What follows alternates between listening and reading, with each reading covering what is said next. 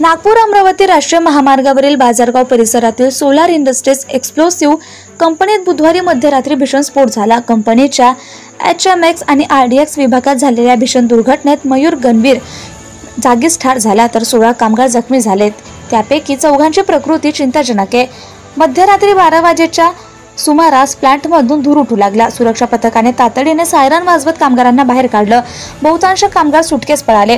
मात्र R&D लॅबमध्ये कार्यरत मयूर रणवीर बाहेर पडत असतानाच प्रचंड स्फोट झाला आणि दगडाच्या तडाख्यात ते जागीच ठार झाले। स्फोटाचा आवाज 10 किलोमीटरपर्यंत ऐकू गेला। स्फोट इतका भीषण होता की संपूर्ण इमारत कोसळली आणि मलबा थेट महामार्गावर पडला।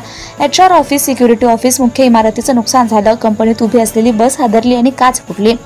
मलब्याचा मोठा भाग कबाड विभागावर कोसळला। यात कैलाश वर्मा आणि मनीष वर्मा गंभीर जखमी झाले। लोखंडी पत्रा पडून त्यांचे दोन्ही पाय चिरडले गेले आणि अखेरीस दोघांचेही पाय गमवावे लागले।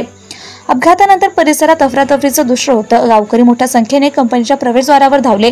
माहिती मिळताच जिल्हाधिकारी डॉक्टर विपिन, पोलीस अधीक्षक हर्ष पोद्दार यांच्यासह वरिष्ठ अधिकारी घटनास्थळी दाखल झाले।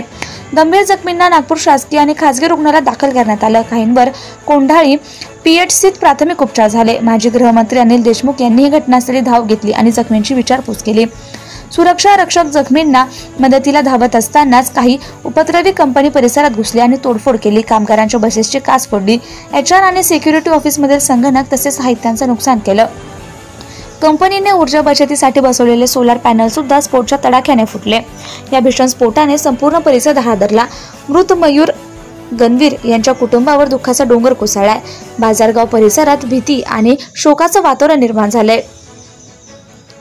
गंभीर जखमी निकेश इरपाची, हिमांशु पंचाबाई, सिद्धार्थ डोंगरे, प्रभात मिश्रा, रवींद्र मिश्रा, रोशन फरकाड, सचिन सरोदे, योगेंद्र सिंह, सनी कुमार, सुरेश दोसेवार, अरुण कुमार, सूरज बिटने, देवीचंद लोखंडे, चंद्रेश भारती, सूरज कुमार, बादल मानापुरे, प्रतीक तिवारी, नीरज कुमार सत्रागंडे, आशिष तुडदाम, सनी कोसुम, प्रेम सिंग, रोहित चोंगलकर असं जखमींचं नाव असून काही गंभीर जखमी व्हेंटिलेटरवर आहे तर काही जखमींना दुखापतीत हाताला, पायाला, डोक्याला, नाक, कानातून रक्तस्राव होत होता तर काहींना किरकोळ दुखापत झाली आहे। जनता टाइम्स जटा TV चॅनलसाठी मुख्य संपादक Nikhilesh sir.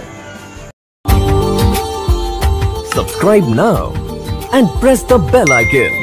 Never miss an update.